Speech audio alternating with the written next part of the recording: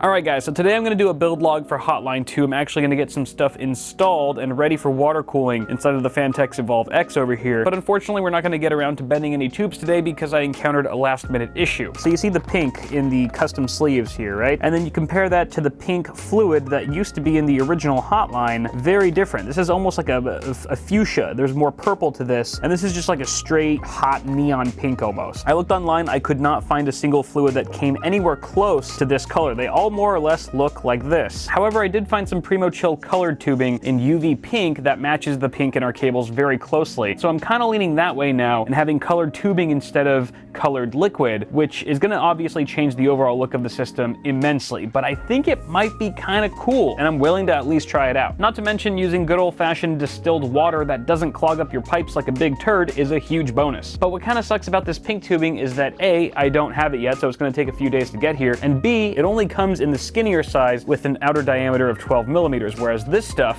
and the fittings that EK sent me are compatible with 16 millimeter outer diameter tubes. So I'm gonna have to wait for EK to send me some more fittings, assuming that they want to do that. And of course I'll have to wait for the pink tubing to arrive before I can actually get bending. So I'm sad to say there won't be any tube bending in this video, but it's still gonna be pretty fun. We get to slap on the other GPU block for our RTX 2080 Ti. You can see I've already got one of them done here. We're gonna get our 9900K installed into our slightly modified motherboard, which looks very lovely, except with a couple minor blemishes from not masking it 100%. This is Wifey Sauce is doing. I'm just gonna throw her under the bus because I'm her husband, that's what I do. And we're gonna fix this Velocity RGB block onto the board like so. And look at just how it just looks so seamless. It looks like it's part of the board. The design language for both of these pieces are so in tune with each other. It looks great. Maybe we'll get some cables connected and also the radiator and fans. You can see I spray painted the radiators in a light gray, trying to match the color of the sleeving here. And I actually think it turned out pretty nice. My spray painting skills are definitely improving. They're not 100% dry. It hasn't been a full 24 hours yet, so that's why they're resting kind of in midair on some camera lenses,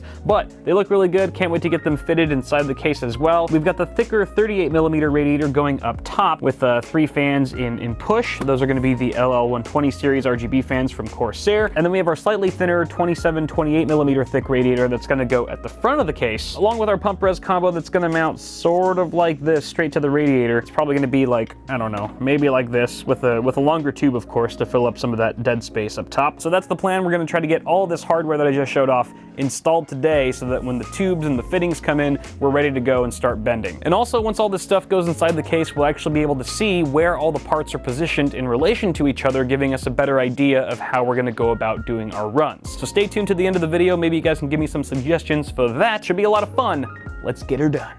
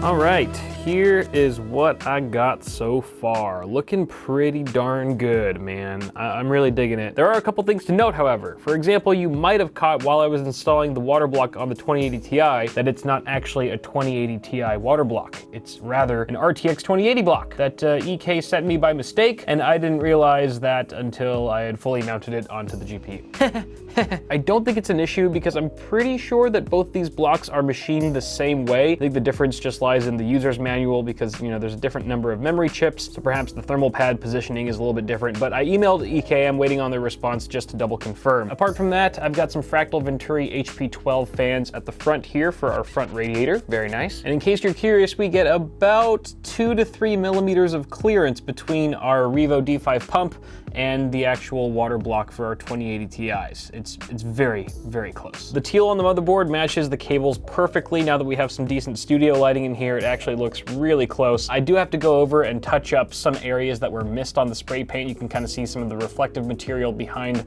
the paint there that just wasn't masked off fully properly. It's not a huge deal, shouldn't be too difficult to fix. It's also worth noting that this is not necessarily the final NVLink SLI bridge that I'll be using. I may very well swap this out with something with a little more flair down the line. We'll just have to wait and see. Now this is the stock reservoir tube that came with the pump res combo, and I was planning to actually swap it out with a 204 millimeter tall one, but that's definitely not going to happen because in order to do that, I would have to mount the pump way down here at the bottom fan mount on the radiator, which is not possible now that I can see that there's a power supply shroud in the way, so this little guy will have to do. It actually ended up being the perfect height because it leaves us just enough clearance for the tubes that'll be going in and out of this radiator. On a final note, I want to point out that there's going to be a lot more pink in the finished product than what you see here. It kind of looks like teal's taking over at the moment. That's just because we don't have the tubing or the coolant in, which is going to be pink. So obviously pink is still going to be a very prominent color. This is Hotline after all. So I just thought I'd reassure any of you who are freaking out over the abundance of teal. Now let's talk about bends. There's a lot of different options and my head's kind of spinning. I literally just started thinking about this 5 minutes ago. So by no means is the path I'm about to share with you guys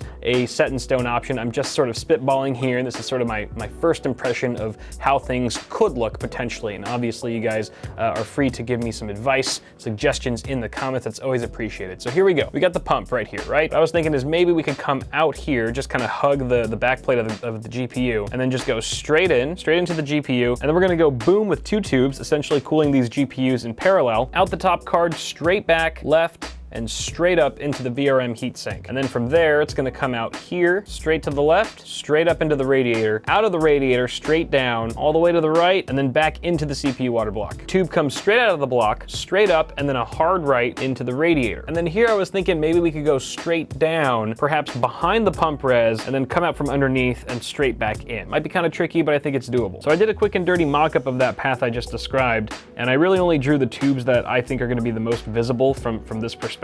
So obviously not every tube is represented here, but that's sort of the lay of the land, and I'm not exactly sure how I feel about it just because, again, I haven't really given this too much thought so far, and it's really just hard to visualize because some of these tubes are more in the foreground than others, and it's just really hard to get a sense of depth of how this is all actually gonna look in person. So once I get the tubes in, I can start playing around with it, get a better idea, and again, this is all subject to change, so guys, please share your thoughts and suggestions in here. You know I'm a water cooling noob, I've only done this a handful of times, so I can use all the help I can get. And thus concludes what I would consider the first real build log for Hotline 2. I am super excited to get this underway finally, and I'm looking forward to sharing the rest of it with you guys. Feel free to get subscribed if you haven't yet so you don't miss part 2 coming up very soon, and feel free to Jesus. Everything's fine. Be sure to smash that like button if you enjoyed the video, guys. It helps a lot. Thank you so much for watching. Have a good one, and I'll see y'all in the next video.